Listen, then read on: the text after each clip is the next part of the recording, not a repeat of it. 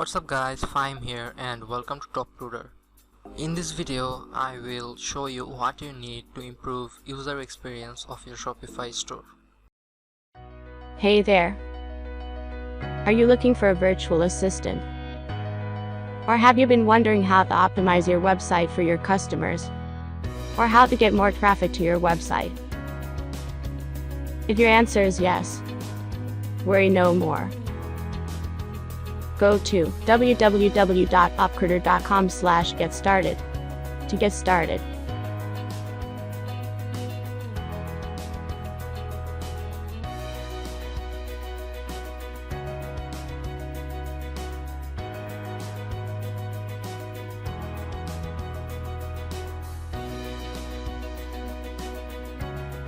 Top Recruiter.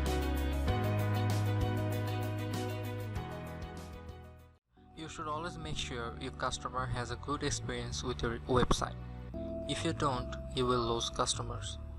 So that's why in this video I will show you 2 steps that will improve your Shopify store's user experience. So the first step is very simple, it's having a good design. Now as simple as it sounds, it's not that simple. Because what is a good design? And why is it so important? Having a good design is important because when a customer will visit your store, the first thing they're going to see is your homepage, and it should be nicely designed and give an idea of what your product is about. It should also give customers an idea about your store if it's for one product or multiple products. So how do you have a good design? To have a good design, it's very simple, you have to choose a theme. But what theme you should choose? So when you choose a theme, it should be based on 2 things. It should be based on your product and it should be based on the type you want. So let me give you some good examples. So this is a Shopify store. So as I said before, when you choose a theme, make sure you choose a theme based on your product. So in this theme, as you can see, there are many categories, like there is men, women, kids, there's accessories, there is clothes. I mean, if you go onto the shop page, you will see those categories, as you can see, and they have like filters and other stuff. So this is a multi-category or multi-product based theme. So let me show you another theme. So this is another Shopify store. So now this store only have 4 or 5 fragrances. So when a customer will go to this website, they are going to see the fragrance on the top banner right here. They'll also see some of the fragrance collection on the featured collections. They will see the product features, and that's basically it. It's a simple store. If you go to the shop page, so in the shop page you can see there is only 4 or 5 fragrances and some other stuffs. So that's it. That's a simple 4 or 5 based product Shopify theme.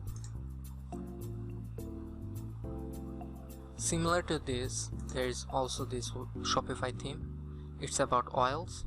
So when a customer will go to this website, they'll see in the banner that it's about oil. They'll see some of the collections, they'll see the product features, and if you like blogs, they'll see the blogs on the front page. So if you go to the store page, as you can see, there is 4 or 5 products. So these 2 are pretty similar. They give the customer an idea about what the product is about.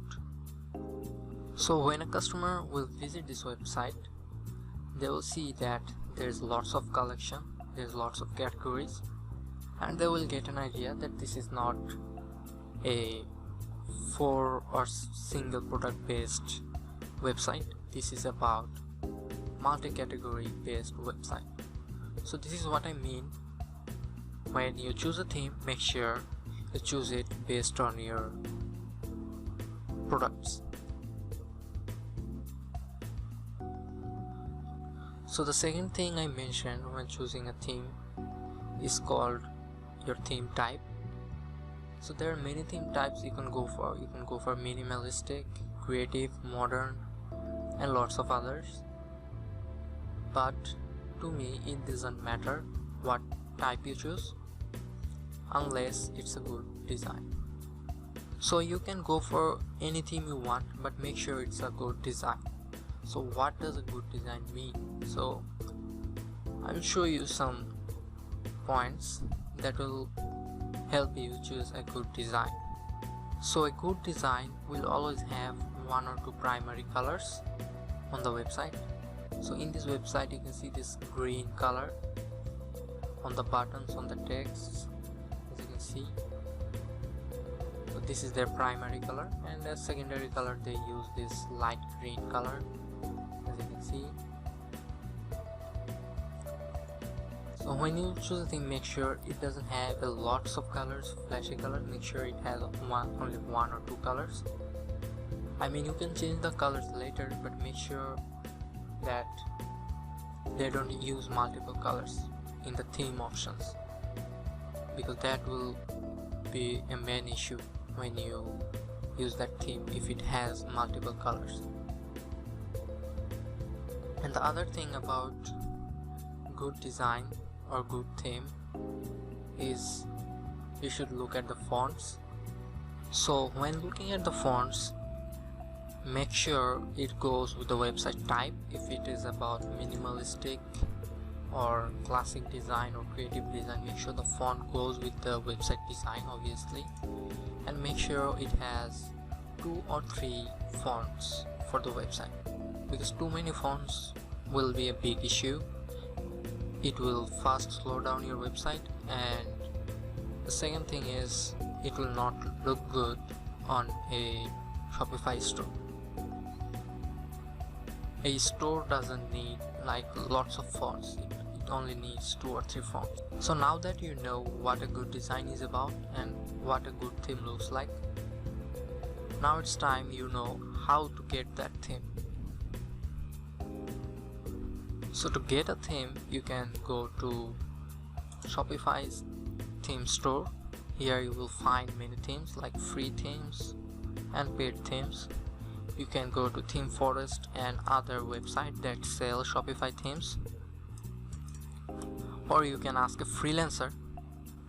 So now if you don't know any freelancers or aren't sure about what the freelancer is going to do with your money, you can get started with TopCruder.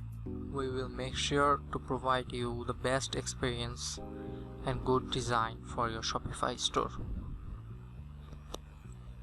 So now let's get started with the second step of improving your user experience for the Shopify store. It's called website speed. So when a customer will come to your store, he is not gonna wait more than 10 seconds on your store, or let's say more than 5 seconds. Some customers will just click on the link and wait for 5 seconds, and if the page is not loaded, he is gonna go elsewhere. Or even if he doesn't stay, he's gonna get a bad impression from your website. So it's always good to make sure that your website has a good speed. So right now I am showing you this theme. So now if I reload this page, as you can see, it's taking forever to load. So if I bring up this website's statistics, as you can see, the performance score is very low, like it's 27%. So what's making this website load so slow? So if you look at the statistics, you can see that it has very high network payloads, and most of the payloads are either videos, images. Most of them are images, as you can see, and one is a video and the other one is a JavaScript file. And if you look at another issue, it's also about the image size, as you can see. and the image sizes are very big, so that makes the website slow. You can also see that the JavaScript execution time is also an issue. How much time does it take to load the JavaScript file? So how do you avoid these issues? The first thing you can do is optimize your website's images. So what I mean by that? So optimizing the image means reducing the image size as much as possible without sacrificing the image quality. So if your image size is very big, let's say 10 MB, you should reduce the quality of the image as much as possible to something like 2 MB or 3 MB. It's possible, but make sure your customers will notice the quality that you reduced on the image. So how do you do that? You can use many online tools like Tiny IMG. There's a website called TinyEng, and this website compresses the image. Now it's a free website, so there is some downfalls with this website. You have to buy their premium version if you want their true features, or you can use Shopify plugins, but I will advise you not to use Shopify plugins unnecessarily, which I will talk about in the next steps. So as I've said before, using online tools have some downfalls. Also using plugins on your Shopify store have some downfalls. So what you can do is you can hire a freelancer. To hire a freelancer, you can go to the top freelancing websites like Upwork or Fiverr. But if you aren't sure about their work, or if you don't trust them, you can go to the top recruiter website. So the next thing I'm going to talk about is lazy loading images. Okay, so if you go to any website, as you can see, like this website for example, this website doesn't use any lazy loading, and you can see there are lots of images on the main store. So even if you optimize these images, there are lots of images that are going to decrease your website speed. So what can you do about that? So the first thing you can do is lazy load these images. So what does lazy loading means? Lazy loading images means that the images will load as you scroll.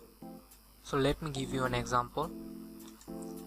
So if I go to this eBay website, if I reload this page, as you can see, these top images are loaded. Okay,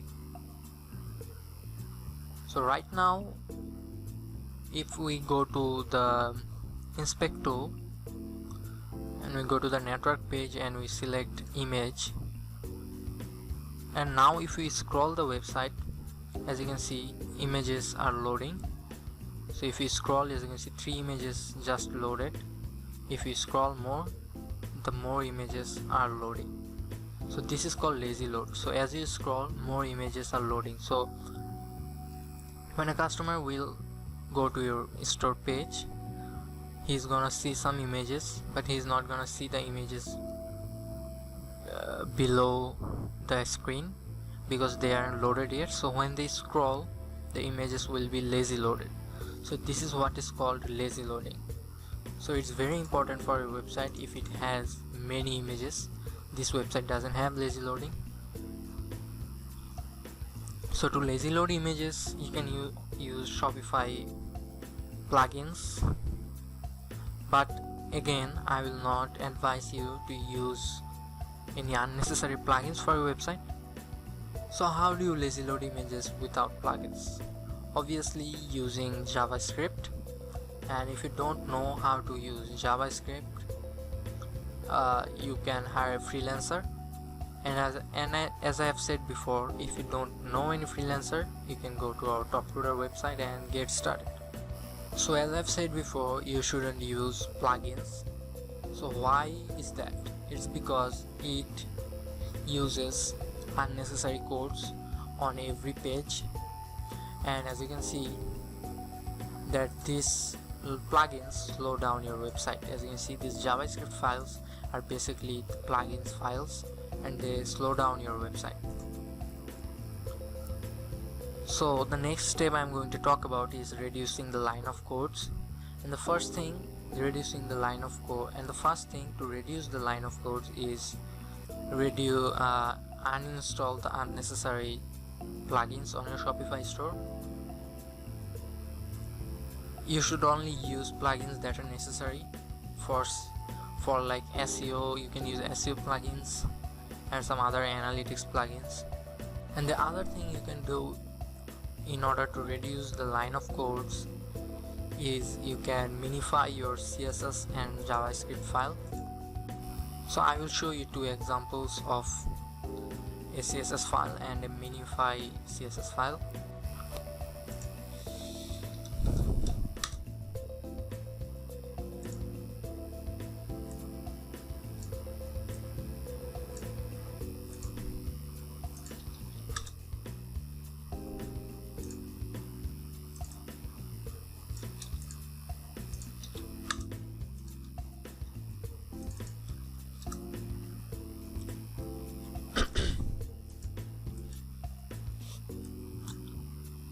So here is an example of a CSS file. As you can see, it's a very long file. You can see from the scroll bar right here that it's very long, and a minify CSS file will look something like this. As you can see that there is no extra spaces and it's not long. So how does this help?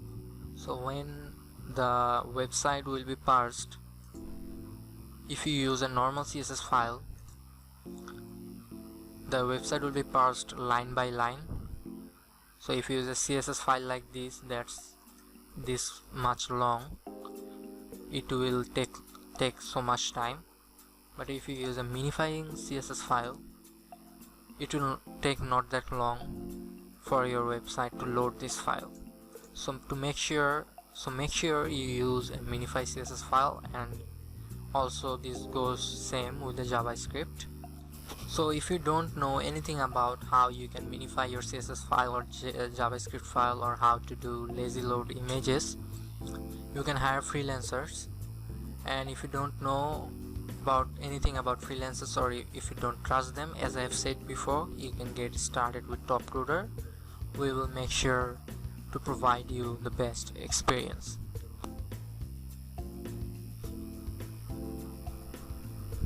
So thanks for watching this video. I hope this video helped you to get an idea about how you can improve user experience for your Shopify store.